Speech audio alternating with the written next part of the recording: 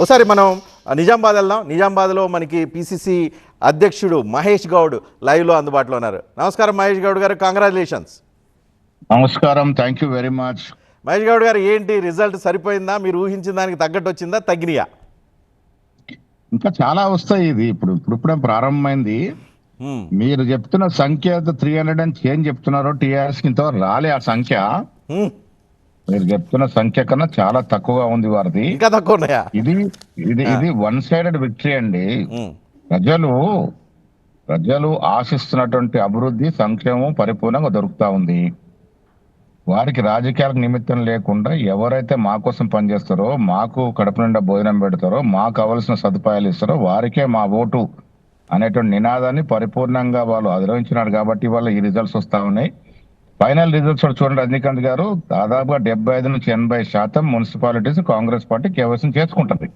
Okay, 1-2 చోట్ల ఇక్కడైతే మతాన్ని బాగా ప్రేరేపించి ఎంఐఎంను వాడుకొని, ఎంఐఎం స్పీచ్లు వాడుకొని ఏదైతే బాగా ప్రొవోక్ చేసినారో, కొంత నిజామాబాద్, కరీంనగర్లో కొంత బీజేపీకి సానుకూలం ఉంది తప్ప ఎక్కడ కూడా ఆ పరిస్థితి లేదు. ఇక్కడ కొన్ని సీట్లు వచ్చే అవకాశం వరకు ఉంది. మిగతా ఎక్కడ కూడా బీజేపీ అసలు నామరూపాలు లేదు. టీఆర్ఎస్ కూడా వారు చెప్పుకున్నంతగా ఎంత కొండంత కొట్టదని చెప్తున్నారు. వ్యతిరేకత ఎక్కడుందని వ్యతిరేకత? ప్రభుత్వం మీద ఎందుకు వ్యతిరేక ఉండాల్సిన అవసరమే లేదు. నాటి పరిస్థితుల్లో వారికి దొరుకుతున్న సంక్షేమం, వారికి దొరుకుతున్న అభివృద్ధి పట్ల సంతోషంగా ఉన్నారని రిజల్ట్ మనకు అర్థమవుతా ఉంది. ఇప్పుడు నా సొంత మండలం భీమ్గల్, ప్రశాంత్ రెడ్డి గారు మినిస్టర్, అక్కడ 12లో 9 గెలుచుకున్నాం మంచి మెజారిటీతో భీమ్గల్ మున్సిపాలిటీ. సో పబ్లిక్ లో హ్యాపీనెస్ ఉంది. వారికి అందుతున్నటువంటి సంక్షేమ సన్నబియ్యం కానీ, ఉచితంగా 200 యూనిట్ల కరెంటు కానీ, రేషన్ కార్డులు కానీ, ఇందిరమ్మ ఇల్లు కానీ వారు రుచిగా ఆస్వాదిస్తా ఉన్నారు. దాని రిజల్ట్ ఇవాళ జనరేట్ మున్సిపల్ ఎన్నికల్లో మాకు పడ్డటువంటి ఓట్ల శాతం. ఓవరాల్ ఎన్ని మున్సిపాలిటీలు అవుట్ ఆఫ్ 116 ఎన్ని మున్సిపాలిటీలు వస్తాయి అనుకుంటున్నారు అందాజ్? మాకు 80-85 తగ్గకుండా వస్తాయండి. నేను చెప్తా ఉన్నా మీ TV9 ముఖంగా 80 to 85 మున్సిపాలిటీస్ మినిమం వస్తాయి. ఓకే, ఇంకా పెరిగిన ఆశ్చర్యమేం లేదు. ఓకే. సో అర్బన్లో కాంగ్రెస్ పార్టీకి ఈ రకంగా ఓటు రావటం తెలంగాణ వచ్చిన తర్వాత ఐ థింక్ ఇదేం ఫస్ట్ ఏమో. గతంలో రాజశేఖర రెడ్డి టైంలో కూడా మనకు తెలంగాణ వచ్చినాక అంటుంది. తెలంగాణ వచ్చిన తర్వాత 14 నుంచి రాలేదు. ఇప్పుడు ముఖ్యమంత్రి రేవంత్ రెడ్డి గారి యొక్క పరిపాలన తీరు కానీ, వారు కొంత దూరదృష్టితో హైదరాబాద్ నగరం మీద దృష్టి పెట్టి ఇవాళ 4వ సిటీ అంకురార్పణ చేసి, గ్లోబల్ సమ్మిట్ చేసి, దాదాపు 5,78,000 కోట్ల విదేశీ పెట్టుబడులకు సంతకాలు జరిగినాయంటే చదువుకున్నటువంటి మేధావులు ఆలోచిస్తా ఉన్నారు. సో అది ప్రభావం చేసిందా ఇక్కడ 4th సిటీ ఈ మధ్య జరిగిన? డెఫినెట్ గా 4th సిటీ కానీ, హైదరాబాద్ చుట్టుపక్కల రోడ్లు కానీ, మన మిగతా హైదరాబాద్ లో ఇచ్చినటువంటి హైదరాబాద్ వెలపలిసిన రోడ్లు కానీ, ఎడ్యుకేషన్ లో ఇంటిగ్రేటెడ్ స్కూల్స్ కానీ, హెల్త్ ని పిహెచ్సి నుంచి నిమ్స్, ఎయిమ్స్ వరకు ప్రక్షాళన కానీ, రైతులకి రుణమాఫీ, రైతు భరోసా, అవన్నీ కూడా దోహదపడతాయి. డెఫినెట్ గా ఓవరాల్ గా పరిపాలన బాగుంది, శబాషి అనిపించే విధంగా రిజల్ట్స్ వస్తా ఉన్నాయి. ఇంకా ఇవాళ టీఆర్ఎస్ కి వస్తున్న అక్కడక్కడ మాకు ప్రజాస్వామ్యం యొక్క విపరీతమైనటువంటి టికెట్ల పోటీ. 10 మంది ఆశిస్తే ఒకరికి ఇచ్చాము, దాంట్లో 2-3 రెబల్ గేశారు. చాలా చోట్ల మా పార్టీ టికెట్ దొరికిన మా అభ్యర్థులు రెబల్స్ గెలుస్తా ఉన్నారు. మళ్ళీ ఫోన్లు టచ్ లోకి వస్తా ఉన్నారు, వెనక్కి వస్తామని. అక్కడ ఆ కొద్ది డిస్టర్బెన్స్ వల్ల 10 to 15% మాకు ఎక్కడన్నా నష్టం జరుగుతా అవి బీఆర్ఎస్ రూపంలో అవి గెలుచుకునే అవకాశం వచ్చింది తప్ప ఓవరాల్ గా జనరల్ ఫినామినా తీసుకుంటే ఎస్ ప్రభుత్వం బాగా పనిచేస్తుంది, మనం ప్రభుత్వానికి బాసటగా ఉండాలి, వెన్నుదున్నుగా ఉండాలంటే ఒక తీర్పు వెలువడినట్టు కనబడతా ఉంది. సో బీజేపీ పోటీలో ఎక్కడన్నా కనిపించిందా మీకు? ట్రయాంగిల్ ఫైట్ అని సీఎం అన్నారు, ఇప్పుడు ట్రయాంగిల్ ఫైట్ లో ఎక్కడ కనిపించలేదు. ట్రయాంగిల్ ఫైట్ ఓన్లీ ఇప్పుడు కార్పొరేషన్స్ వచ్చినప్పుడు మా నిజామాబాద్ ఉంది, అక్బరుద్దీన్ ఓవైసీ ఇచ్చి ఏదో మాట్లాడినారు. ఆ అక్బరుద్దీన్ ఓవైసీ పుణ్యమా అంటూ ఆ వీడియోలు పెట్టుకొని, ఆ వీడియోలు స్టేటస్ పెట్టుకొని హిందూ మతం మనది మన రెచ్చగొట్టి కొంత 1-2% ఓట్ని కొంత ఇచ్చినారు. యాక్చువల్లీ ముఖ్యమంత్రి గారు నిజామాబాద్ పర్యటన వచ్చిన రోజు మేము 26 నుంచి 27 సీట్లు గెలుస్తా ఉన్నాం. ఈ మత విద్వేషాలు రెచ్చగొట్టి అరవింద్ పదే దాన్ని రెచ్చగొట్టి కొంత ఓటు పెట్టుకునే ప్రయత్నం చేశారు. అక్కడ కూడా ఈ కులము మతము కాదని అభివృద్ధి మీద నమ్మకున్న వ్యక్తులు డెఫినెట్ గా ఓటేశారు. నిజామాబాద్, కరీంనగర్ కార్పొరేషన్ లో కొన్ని సీట్లు బీజేపీ కొంత హెచ్చు కనబడ్డా ఫైనల్ గా 2 మేయర్ సీట్లు కూడా కాంగ్రెస్ పార్టీ కైవసం చేసుకుంటది. మిగతా మీరు అన్నట్టుగా మిగతా చోట ఎక్కడ కూడా అసలు ఇవాళ మేము ప్రత్యామ్నాయం చెప్పుకునే బీజేపీ ఈ రాష్ట్రంలో అసలు ఎక్కడైనా వారికి ఉనికి కనబడుతుందా మీకు? 1-2 కార్పొరేషన్లు మినహా ఏదైనా మున్సిపాలిటీలో నాట్ ఈవెన్ 2%, 3% ఉనికి లేని వాళ్ళు రేపు ఈ రాష్ట్రంలో కాంగ్రెస్ కు ప్రత్యామ్నాయం చెప్పుకుంటా ఉన్నారు. ఓకే.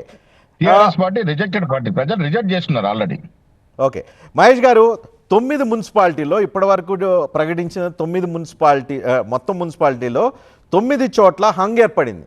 అంటే హంగ్ ఏర్పడితే ఇంకెవరికి క్లియర్ మెజారిటీ రాలా. మెజారిటీ ఈ మున్సిపాలిటీలో కాంగ్రెస్ పార్టీ ఎక్కువ, సింగిల్ లార్జెస్ట్ పార్టీగా ఉంది.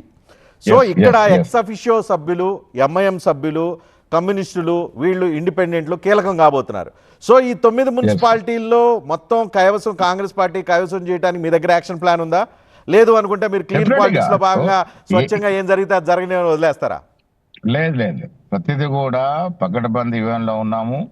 అల్టిమేట్ గా చైర్మన్లు కానీ మేయర్ కానీ కైవసం చేసుకుంటే మనం అభివృద్ధి చేయడానికి దోహదపడుతుంది అది.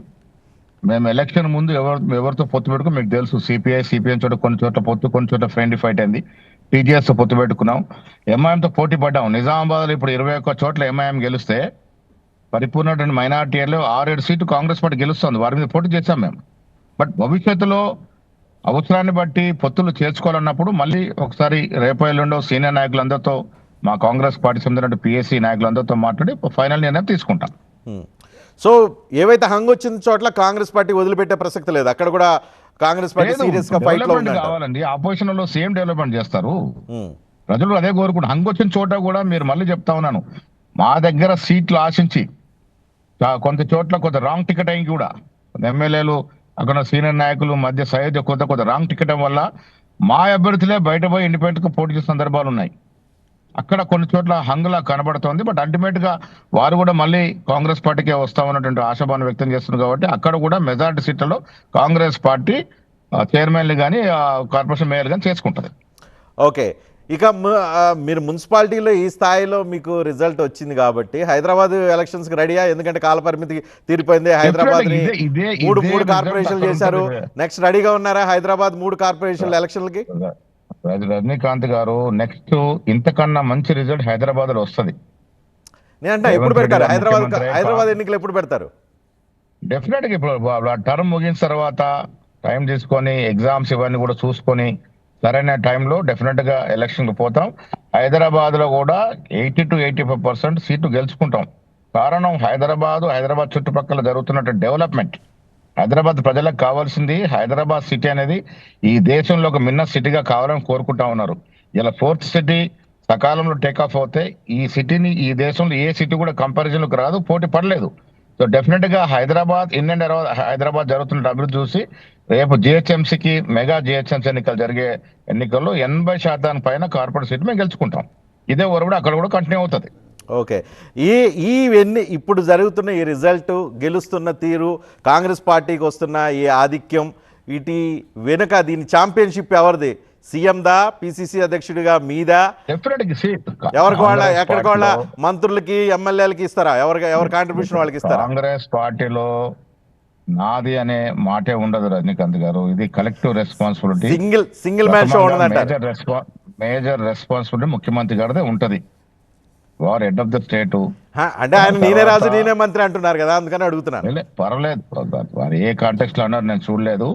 ముఖ్యమంత్రి తర్వాత కేబినెట్ మంత్రులు, పిసిసి కార్యవర్గులు అందరూ కూడా సమిష్టిని మీరు చూసారు కదా. ఎన్నికల్లో ఎన్నిసార్లు మేము ఫిజికల్ మీటింగ్స్ పెట్టాం, ఎన్నిసార్లు జూమ్ మీటింగ్స్ పెట్టాం. ఇవన్నిటికి కోఆర్డ్ చేసింది మీనాక్షి నటరాజన్ గారు, మా సెక్రటరీస్, ముఖ్యమంత్రి గారు. మేము అంతా కూడా సఖ్యతతో ఉన్నాం, ఒక అండర్స్టాండింగ్ లో సజావుగా ఉన్నాం. అల్టిమేట్ గా కాంగ్రెస్ పార్టీని మరింత బలోపేతం చేయాలన్న తపన అటు ముఖ్యమంత్రి గారు కానీ, నాకు కానీ, మా ఇన్ఛార్జి కానీ, యావత్ క్యాబినెట్ మినిస్టర్స్ అంతా కూడా మీరు చూసారు. ఎక్కడైతే ఇన్ఛార్జ్ చేసాం ఆ క్షేత్రాలకు వెళ్ళి వాళ్ళు అక్కడ ఉండి అందరినీ కోఆర్డినేట్ చేసి పనిచేసినారు కాబట్టి వాళ్ళు ఈ రిజల్ట్ వస్తుంది.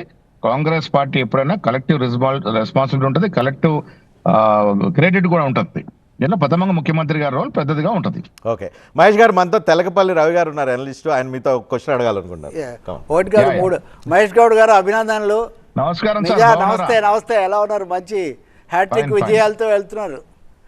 ఒక 3 ప్రశ్నలు వేస్తాను సార్ మిమ్మల్ని. ఒకటి, మీకు అభినందనలు అయిన తర్వాత మీరు ఇప్పుడు చెప్తున్నారు బీఆర్ఎస్ఏ ప్రధాన ప్రత్యర్థిగా ఉంది, బీజేపీ దీనికి వెళ్ళిందని.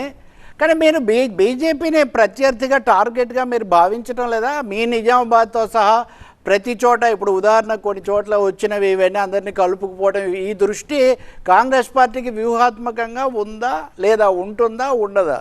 అంటే ఒక్కటిసారి ఇక్కడ రూరల్లో అసలు బేసే లేదు బీజేపీకి. ఓకే, నేను చెప్పదలుచుకు ఈ రాష్ట్రంలో నెక్స్ట్ అసెంబ్లీ ఎన్నికల నాటికి మాకు అసలు పోటీ లేదు, ప్రత్యయం లేదు సార్ వాస్తవం చెప్పాలంటే. ఓకే, మతాన్ని రెచ్చగొట్టి అప్పటికప్పుడు విద్వేషం రాజేసి గెలిచినటువంటి సీట్లు ఇవి, పార్లమెంట్ సీట్లు కానీ అసెంబ్లీ సీట్లు కానీ. ఓకే, ఇవాళ కార్పొరేషన్ లో మాకు నిజామాబాద్ కరీంనగర్ లో కొంత మెజారిటీ పాపులేషన్ మైనారిటీస్ ఉన్నారు. అక్కడ ఓవైసీ బ్రదర్స్ వచ్చేదో మాట్లాడగానే దాన్ని టిల్ట్ చేసుకొని అక్కడ కొంత లబ్ధి పొందే ప్రయత్నం చేస్తున్నారు తప్ప పని చేసే విధానం నచ్చో లేక ఇలా పని డిపాజిట్ పోయింది కదా సార్.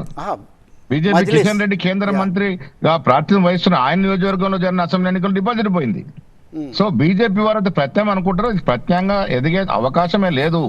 రూరల్ బేస్ అంతకన్నా లేదు.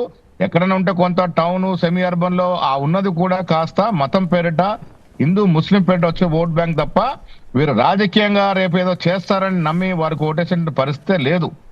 బీఆర్ఎస్ పని మళ్ళీ చెప్తాను, కొంత ఇవాళ మాకు రెబల్స్ ఆగి కొంత పెడతావు లేదా కనబడుతున్నారు కానీ పబ్లిక్ మధ్యలో ఇక చాలు అనేటువంటి పరిస్థితి ఉంది. బీఆర్ఎస్ గతం తప్ప భవిష్యత్తు లేదని నేను గట్టిగా నమ్ముతాను సార్. సో ఈ నేనే మంత్రి నేనే రాజు ఆయన ఖాతా అది మీరు పూర్తిగా ఆమోదం చేస్తున్నారు అని అనుకోవచ్చా? పరిపూర్ణంగా ఏ కాంటెక్స్ట్ లో ముఖ్యమంత్రి గారు ఏ సందర్భంలో మాట్లాడినారో మరి అది ఒక పేపర్ లో నేను కూడా చూశాను. ఎందుకు మాట్లాడారో తెలియదు, మేము మున్సిపల్ ఎలక్షన్ బిజీగా ఉన్నాం. మరి ఆయన ఏ కాంటెక్స్ట్ లో మాట్లాడో చూడాలి సార్ అది. ఇంకోటి మహేష్ గారు, ఇంకోటి కీలకమైన పాయింట్ చెప్పండి. ఒకటి బీఆర్ఎస్ నుంచి బయటకు వచ్చిన కల్వకుంట్ల కవిత ఆమెకు మున్సిపాలిటీ కైవసం చేసుకున్నారు. ఐ థింక్ మున్సిపాలిటీ పేరు వడ్డేపల్లి, మహబూబ్నగర్ జిల్లా వడ్డేపల్లి. ఏంటి సంతోషం? దీనిలో సంతోషం ఓకే, గెలిస్తే ఆల్వేస్ అందరికీ సంతోషం, అభినందనలు తెలియాలి. కానీ రాజకీయం ఏంటి? భవిష్యత్తులో రాజకీయంగా చురుగ్గా ఉండటానికి ఇది కొంత విటమిన్ లాగా ఆవిడకి ఉపయోగపడుతుంది. సంతోషం. రాజకీయాల్లో అందరూ ఉండాలి సార్. నేనేమంటానంటే డెమోక్రాటిక్ సిస్టమ్ లో ఇక్కడ ఎవరు పార్టీ చురుగ్గా రాజకీయాలు చేసినా క్వాలిటీ లీడర్షిప్ చేస్తే మేము స్వాగతిస్తాం. నేను ఈకలు బీగుతున్నాను అనుకోకపోతే ఆ వడ్డేపల్లి మున్సిపాలిటీలో అవుట్ ఆఫ్ 10 వార్డులకు గానీ 8 వార్డులు ఆమె గెలుచుకున్నారు. కాంగ్రెస్ ఎంత ప్రభావం చూపుతుంది, అక్కడ ఎందుకు ప్రభావం చూపించలేకపోయిందనే డౌట్ నేను కొంచెం మా రీసెర్చ్ వాళ్ళని తెలుసుకోమని. అంటే ఇప్పుడు ఆవిడ గెలిచిందంటే ఆవిడ మీద ఉన్న సానుభూతితో పాటు మా తప్పిదం మా లోపాలు కూడా అక్కడ దోహదపడి ఉంటాయి. దాన్ని పరిపూర్ణంగా చూడాల్సిన అవసరం ఉన్నది. మహేష్ గౌడ్ గారు లేదు వ్యూహం ఏం లేదండి. రాజకీయాలు సరే రకరకాల పుకార్లు షికార్లు చేస్తాయి. ఇవాళ ఉన్న ఫలంగా మా పార్టీ సమర్థవంతంగా ఉంది, సమిష్టి నాయకత్వం ఉంది, సమర్థవంత నాయకత్వం ఉంది. మాకు వేరొకరు అవసరం లేదు. ప్రజాస్వామ్యంలో ఎవరైనా పార్టీ పెట్టడం ముందుకు వస్తే స్వాగతిస్తాము. కవిత గారితో పాటు ఇంకెవరు వచ్చినా స్వాగతిస్తాము. ప్రజాస్వామ్యంలో ఓపెన్ స్పేస్ ఇది. ఓకే మహేష్ గారు, మీ క్యాడర్ కి సందర్భంగా ఏం చెప్పదలుచుకున్నారా? డెఫినెట్ గా మా క్యాడరు రాత్రనక పగలనక కష్టపడి పనిచేసినారు. ఇంతటి విజయం వచ్చిందంటే క్యాడర్ యొక్క భుజాల మీద వేసుకొని వాళ్ళు కష్టపడి పనిచేస్తున్నారు కాబట్టి ఈ క్యాడరు వల్ల ఇవాళ ఈ విజయం వస్తుంది. నేను గతంలో కూడా చెప్పాను, అసెంబ్లీలో రేవంత్ రెడ్డి గారితో మేమందరం కూడా పనిచేసినప్పటికి కూడా ఆనాడు 2023 డిసెంబర్లో మేము గెలవడానికి ప్రధాన కారణం మా క్యాడర్. కింది స్థాయిలో ఏది ఆశించకుండా ఏళ్ల తరబడి జైల్లోకి వెళ్ళి లాఠీలు తిని కష్టపడే కార్యకర్తల యొక్క కృషి వల్లనే ఆనాడు అసెంబ్లీలో గెలిచాం. ఇవాళ మున్సిపాలిటీలో గతంలో సర్పంచ్ లో గెలవబోతున్నాం. This credit goes to all కార్యకర్తస్. వారికే ఈ క్రెడిట్ అన్నది నా యొక్క ఉద్దేశం. రజనీ గారు, మహేష్ గౌడ్ గారు, ఎన్నికలు పూర్తయినాయి కానీ ఇక మీకు పని తగ్గినట్లేదు, పని ఇంకో ఉండేట్టు ఉంది. ఎందుకనంటే 116 మున్సిపాలిటీల్లో ఇప్పటి వరకు రిజల్ట్ డిక్లేర్ చేసిన దాంట్లో 11 చోట్ల హంగొచ్చిన పరిస్థితి కనిపించింది. ఈ 11 చోట్ల సహజంగానే అధికార పార్టీ అక్కడ కైవసం చేసుకోవడానికి, మున్సిపాలిటీ కైవసం చేసుకోవడానికి రాజకీయ వ్యూహాలు పడే అవకాశం ఉంది, ఎక్స్ ఆఫీసో సభ్యులు ఉండే అవకాశం ఉంది. ఇప్పటికే ప్రతిపక్ష పార్టీ నుంచి చాలామంది ఎమ్మెల్యేలు కాంగ్రెస్ పార్టీలో చేరున్నారు. వాళ్ళందరూ ఎక్స్ ఆఫీసో సభ్యులుగా ఓటేస్తారా? ఆ మున్సిపాలిటీలో కనుక ఏదన్నా వాళ్ళు కనుక ప్రాతినిధ్యం వహించే ఏరియాలో ఉంటే కనుక ఓటేస్తే వాళ్ళు అసలుకే డిస్క్వాలిఫికేషన్ పిటిషన్లు ఉన్నాయి. ఆ పిటిషన్ మీద విచారణ జరుగుతుంది. ఇక కరం అంటే కప్ప లేదంటే ఇంకోటి నాకు తెలిసి అవకాశం ఉండదు. ఆ అవకాశం మాకు రాకపోవచ్చు, ఎమ్మెల్యేల అవసరమే రాకపోవచ్చు. ఉన్నదా పరిస్థితులు మేము అక్కడ ఉన్న సభ్యులతో సఖ్యతతో చేసుకుంటాము. వాళ్ళు అసోసియేటెడ్ సభ్యులుగా ఉన్నారు మాకు పార్టీలో చేరలేదు. టెక్నికల్ గా వాళ్ళ ఓట్స్ చెల్లవు కావచ్చు, చెల్లినా మాకు అవసరం లేదు. ఇప్పుడున్న పరిస్థితుల్లో అంగచిన చోట కూడా మా అభ్యర్థులు పిలిచి మాట్లాడుకొని సరి చేసుకొని గెలిచే ప్రయత్నం చేస్తాం. సరే ఇది అంతా అయిపోయింది. మీ నిజామాబాద్ పరిస్థితి ఏంటో చెప్పండి. ఇంకా కార్పొరేషన్ బాగా చెప్పాను కదా, రిజల్ట్ డిలేగా వస్తుంది. నిజామాబాద్ లో మాకున్న రిపోర్ట్ ముఖ్యమంత్రి గారు పర్యటన రోజుకి 26 నుంచి 27 గెలుస్తా ఉన్నాం. బట్ తర్వాత జరిగినటువంటి పరిణామాలు కొంత అక్బరుద్దీన్ ఓవైసీ వచ్చి మాట్లాడిన దాన్ని వీళ్ళు ఎన్కరేజ్ చేసుకునే ప్రయత్నము, మతం పేరిట రోజు వాడలో తిరిగి అరవింద్ చిచ్చు పెట్టే ప్రయత్నము, దీనివల్ల 1-2% అటు ఇటు అయితే అయిండొచ్చు. అయినప్పటికీ కూడా వీఆర్ పాజిటివ్, వీఆర్ హోప్ఫుల్. అక్కడ కూడా మేము మేయర్ ఫామ్ చేస్తాం. మీరు ఎంఐఎం కలిసి ఫామ్ చేస్తారు అక్కడ? చూస్తాం పరిస్థితిని బట్టి. మాకు మెజార్టీ రానప్పుడు మళ్ళీ పిహెచ్లో కూర్చొని అసలు తీసుకోవాలా వద్దా, తీసుకుంటే ఎవరి మద్దతు తీసుకోవాలి, ఇవన్నీ కూడా మా సీనియర్స్ సంప్రదించి చెప్పి వారి ఆమోదంతో ముందుకెళ్తాం. బైన్సాలో కూడా అక్కడ ఎంఐఎం మెజార్టీ స్థానాలు గెలుచుకుంటుంది. బైన్సాలో అవసరమైతే కాంగ్రెస్ పార్టీ ఏమైనా గెలుచుకుంటే అక్కడ ఏమైనా ఇస్తారా బైన్సాలో ఎంఐఎంకి సపోర్టు? నాకు తెలుసున్న పరిస్థితులు అసలు ఎంఐఎంకి ఎవరి మద్దతు అవసరం లేనట్టు కనబడతా ఉంది. అలాంటి పరిస్థితులు స్టేట్ వైడ్ ఒక పాలసీ తీసుకున్నా నిర్ణయం చేస్తాం రజనీ గారు. సో దీన్ని బట్టి చూస్తుంటే ఎంఐఎం బైన్సాలో రావటం, నిజామాబాద్ లాంటి చోట్ల బీజేపీ కొంచెం అగ్రెసివ్ పాలిటిక్స్, హిందూ పాలిటిక్స్ చేయటం, ఎంఐఎం లాంటి వాళ్ళు వచ్చి కొన్ని స్టేట్మెంట్లు ఇవ్వటం, ఇవన్నీ చూస్తుంటే నార్త్ తెలంగాణలో బీజేపీ హిందుత్వ రాజకీయం, ఎంఐఎం ముస్లిం రాజకీయం, హిందూ ముస్లిం రాజకీయాలు నార్త్ తెలంగాణలో భవిష్యత్తులో ఇన్ఫ్లుయెన్స్ గురి కావడానికి అవకాశం కొంచెం మెండుగా కనిపిస్తుంది. ఈవెన్ బైన్సాలో ఎంఐఎం గెలుచుకోవటం, బైన్సా మున్సిపాలిటీ గెలుచుకున్న తర్వాత ఇంకా పెరిగే అవకాశం ఉందేమో. నిజామాబాద్ లో చాలా మెట్లు చెప్పాను. ఇప్పుడు ఈ మత విద్వేషాలు రెచ్చగొట్టడం వల్ల ఒకవైపు ఎంఐఎం, ఒకవైపు బీజేపీ లాభపడే ప్రయత్నం చేస్తా ఉంది. కానీ దానివల్ల అభివృద్ధికి ఆటంకం కలిగే అవకాశం ఉంది. నేను నిజామాబాద్ ప్రజలకు పదే చెప్పాను, మనకు అభివృద్ధి కావాలి, నిజామాబాద్ పట్టణం కూడా ఈ రాష్ట్రంలో ఒక మేటి పట్టణంగా మారాలంటే కాంగ్రెస్ పార్టీ కూడా అధికారులు రావాల్సిన అవసరం మాట నొక్కి చెప్పాం. అయినప్పటికీ కూడా కొంత ఈ విద్వేషాలు లోనట్టు కనబడతా ఉన్నారు. అంతిమ రిజల్ట్స్ రావాలి. ఏమైనా అక్కడ కూడా దాదాపుగా బీజేపీకి మాకు పోటీనప్పుడు కొంత ఎంఐఎం సీట్ కూడా కొంత గెలిచే అవకాశం ఉంది. ఒక రకంగా చెప్పాలంటే ట్రయాంగిల్ ఫైట్ లో ఉన్నాం. ఫైనల్ గా మాకు బెంచ్ మార్క్ సీట్లు వస్తాయని ఆశిస్తా ఉన్నాం. మేయర్ సీట్ మాత్రం కైవసం చేసుకుంటాం.